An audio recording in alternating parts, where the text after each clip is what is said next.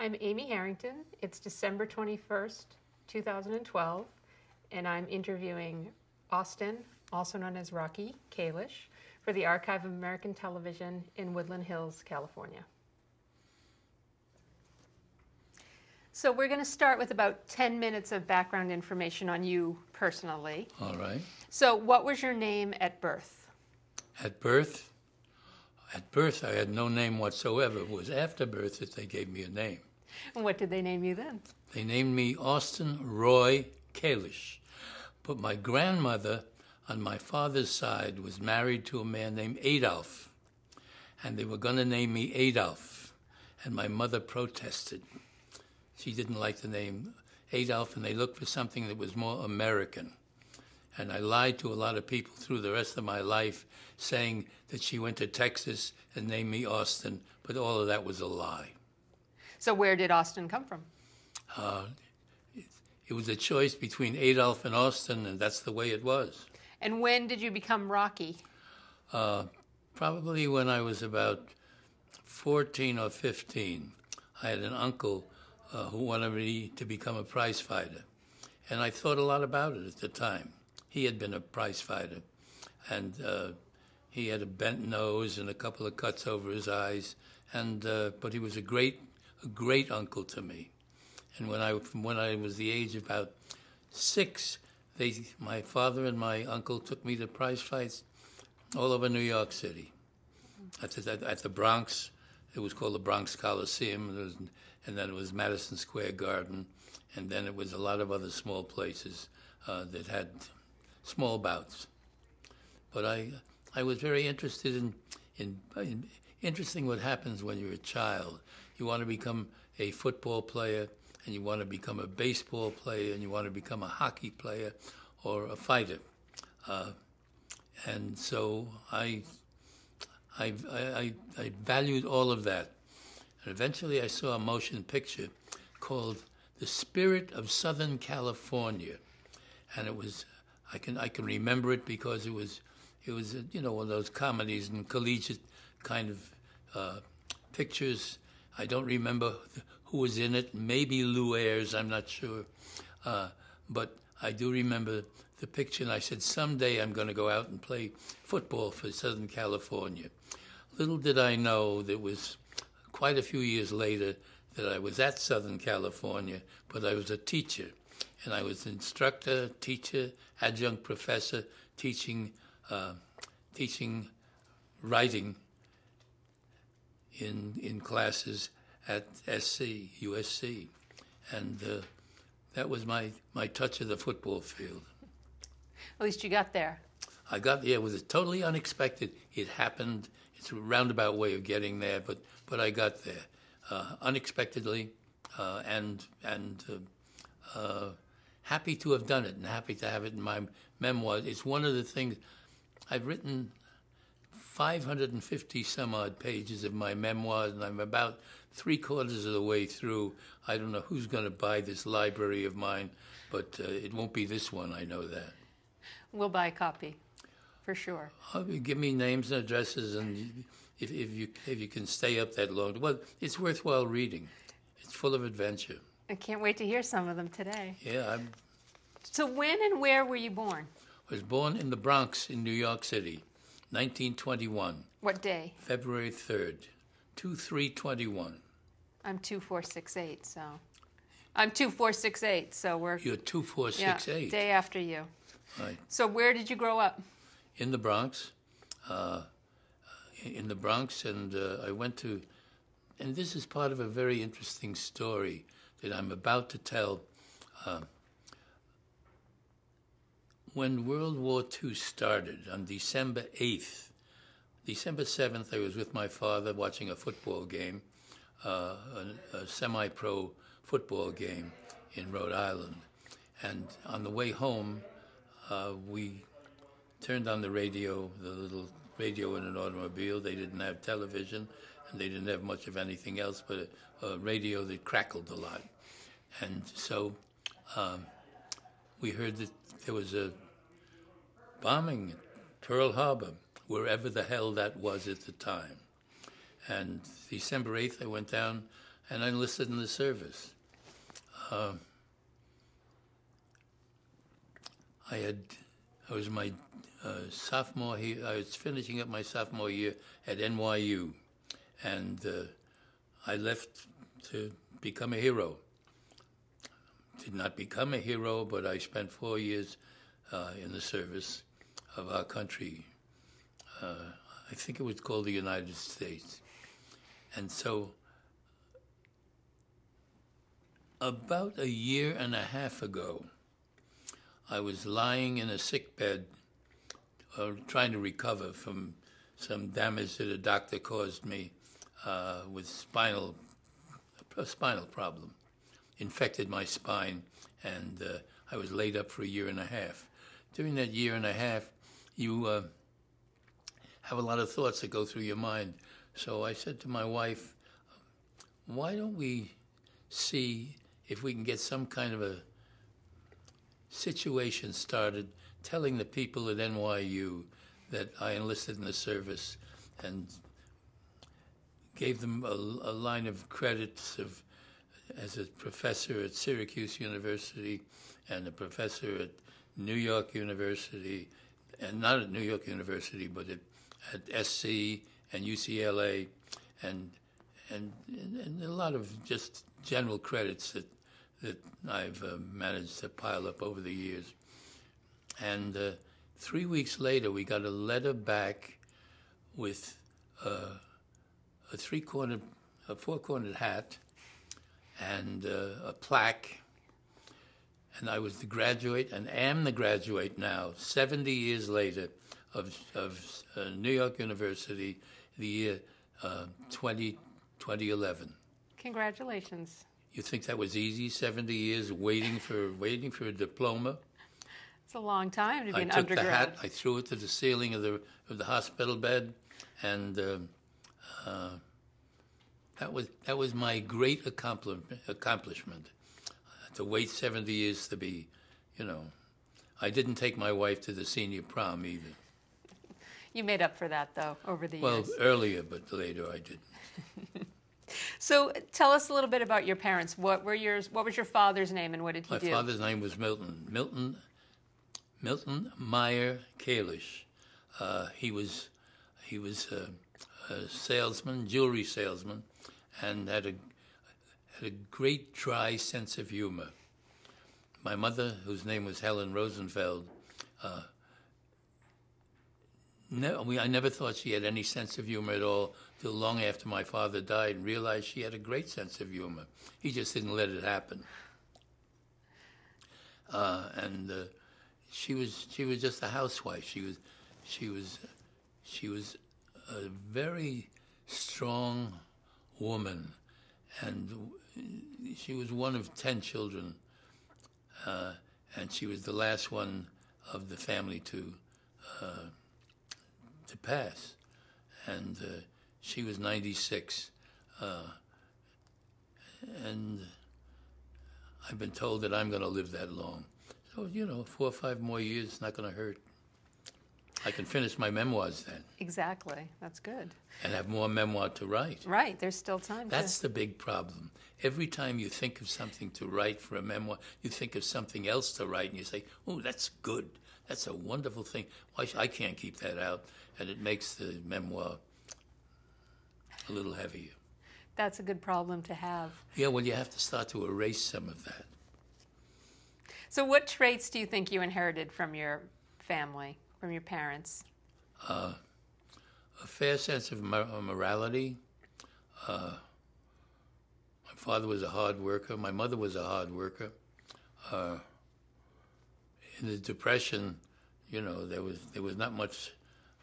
It was $14 a week to live on. When I was going to college, I was working my way through, and I was making $3 a week after school. Started in high school, $3 a week. And eventually, that was raised to $5 a week, and that's really what put me through NYU. $5 a week. And out of that came the car fare to the Bronx and an occasional ice cream cone or a hot dog, or stealing something from Woolworths. Did you have any siblings? Yes, I have a sister, still alive, lives in New York, lives in Dobbs Ferry. She's a school teacher. She's the mother of 2 children and divorced her husband in the throes of coming out of the hospital with her second child. It was not necessarily a happy marriage. It hasn't even been a happy divorce. So. That's too bad. Besides boxing, what were you interested in growing up? Ice skating, singing, entertainment. I was always a kind of a, I guess I'll pat myself on the back, except I'll wrinkle up this shirt and it'll look lousy on camera. But I think there was entertainment in my blood. My father, who had been a salesman on the road and was full of jokes and humor, was a good guy, and he brought that around the table. Humor in those days was pretty clean, very clean. And so I learned jokes, and it served me well because I used to memorize them and repeat them. And when it came time in my life to start to write, that was the basis for it. Except it wasn't inventive writing. It was a matter of remembering. It was a memory bank, and I had to. At one point in my life, I made a definite attempt to get creative, to stop the remembering, and I'd say it to myself: stop the remembering and start to create. And that's when the creative aspects of my writing life began.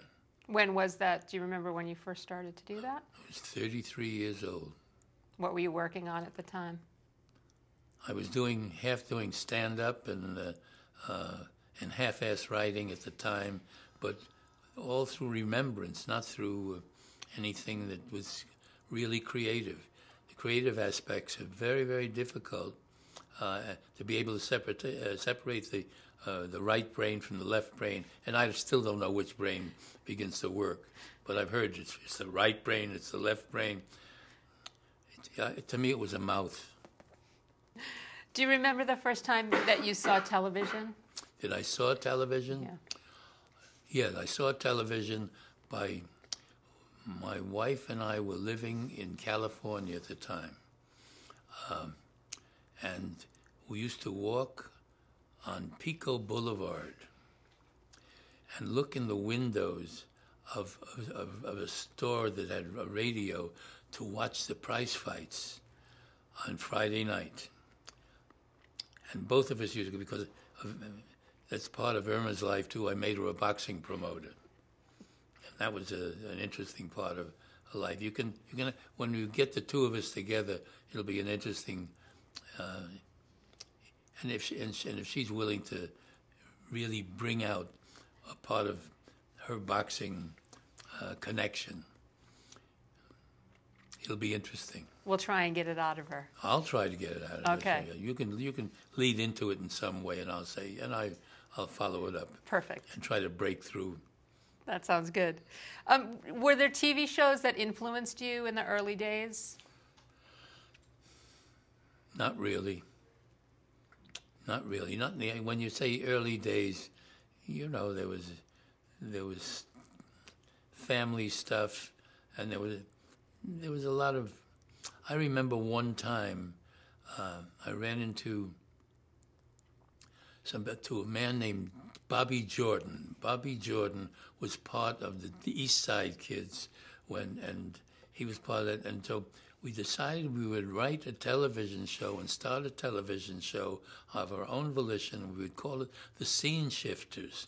It was the people that didn't work as on a comedy show as part of the talent, but they were the backstage people that moved everything around, like the lighting people here, like you talking, and like all of that stuff. Now, the Scene Shifters, and we did it at Channel 5, and we managed to do one show of the Scene Shifters, And Bobby Jordan, who was the lead, or one of the leads in the East Side Kids,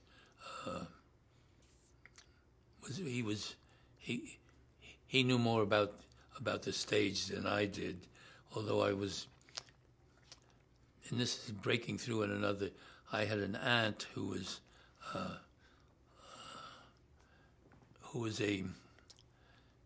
she was theatrical, and she got me to go to the American Academy of Dramatic Arts when I was 12 years old. And I'll tell this story because there's a true story. And the first day I got there, I was introduced, and I remember the name of this woman. Her name was Miss Burke. I don't know what her first name was, but she was tall and blonde and beautiful, and I was 12 years old. And she said, "I would like to hear you speak." And I said, well, that's what I do. I'm not afraid to speak. And she said, "Well, you have to speak from the diaphragm." I was 12 years old. What the hell did I know about a diaphragm? So she took my hand and she put it between her breasts. It ruined my baseball career and football career. It'll do it every time, Miss Burke, I remember her very well. I remember the name, remember the look. She looked like she was a young actress who was teaching me diaphragmatic speech. So when did you get hands-on? So when did you get interested in writing? When did you start writing? I started writing when I was in the service in the Army, and they did shows, and I did that remembrance of jokes, and I would go out and I would tell them on a stage. But I also boxed in the Army and did those kind of things. Which was fun. You could get off steam, and I don't know. I always got noticed. I was always in front. I always led. I was always the leader of a group. Always the leader, self-appointed. Where were you stationed? Oh, I started off in Bangor, Maine. In 10 above the day I got there. And I know we had to go into a warehouse in order to stay warm.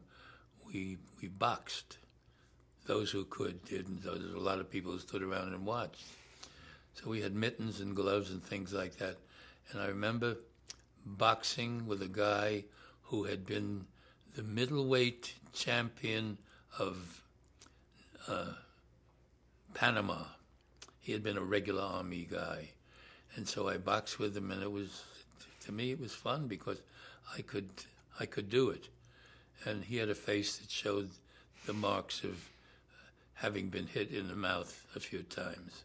I mean, his teeth were there, but his nose wasn't. And so the same night, I got back to the barracks, and we had a first sergeant, wonderful name, is Matthew Skypeck, and he had a dog. The dog had a name. They were two drunks. The dog was drunk, and Matthew was drunk. And they were sitting there together when I walked in. He said, "I hear you can handle yourself." And I said, "Who said so?" He said, "Sully." I said, he shouldn't have said anything. He said, "Well, the other guys in the outfit don't have what you have. What kind of a job do you want? I'm sending those people on a 10-mile hike tomorrow morning. What job would you like?" I said, "I wouldn't like that one." And he said, "Okay, hand them their shoes and their gloves." And that was the beginning of my Army career, 3 weeks in. That sounds good. Well, it got away with murder. That's great. So when and how did you meet Irma? I know Irma from when she was 10 years old. She was a friend of my sister's. My sister, we moved from one part of the Bronx to this part of the Bronx, and Irma was going to the same school that my sister was. And she was asked to maybe look after the new girl who came into class. And so I was about 13 years old then, and but as Irma will say or has said, and probably will say again, she never looked at me. Irma never looked at me then, and doesn't pay much attention to me now. Well, with that, we're gonna. Oh, sorry. One more. What kind of a note is she giving you? She is asking me to move into your early career a little bit. So, at what point did you take on writing as a career? Well, it was after the Scene Shifters that I started to write, not for television, but write for young comedians, and I was kind of managing them. Then I would get 10% of a shot. If they got $200, then I would get $20 out of that paycheck for that week. But if I had 4 or 5 comedians out there working, all with different material, they didn't have the same material, but I was writing material for them, one-liners, things like that, routines, and only one guy halfway made it. His name was Nichols, Earl Nichols, and he was a very good. And again, they all work clean. We all work clean in those days. I once wrote a hunk of material for Danny Thomas, and he says, "Is it clean or dirty?" He said, "It's clean." I said, "It's clean." He said, "Dirty's better." He said, "Is it old or new?" I said, "It's new." He said, "Old is better." And he meant it, because he could deal with the old, and with the new, it was chancy. And were you performing still at that point? No, I was just behind the scenes. Did you have any desire to get back out and do more stand-up? I once had an interview at RKO to be an actor. I didn't really want to be an actor, but they gave me a script to read, and I read. But I started to transpose the language because I didn't like the language that I was reading, so I was in trouble right from the top. They wouldn't, they wanted to see what was written, what I could recall. I wasn't recalling, I was inventing. And at what point were you, when you were writing jokes for comedians and things like that, was television in existence? Were you thinking at that point about getting into television, or was that a distant? I was just thinking of making $20 a week from each of them, maybe $80 a week when they were working, and that kept me above, my head above water. Excellent. Okay, great. So we're going to talk to Irma for a little bit, and then we'll bring you guys out together. You can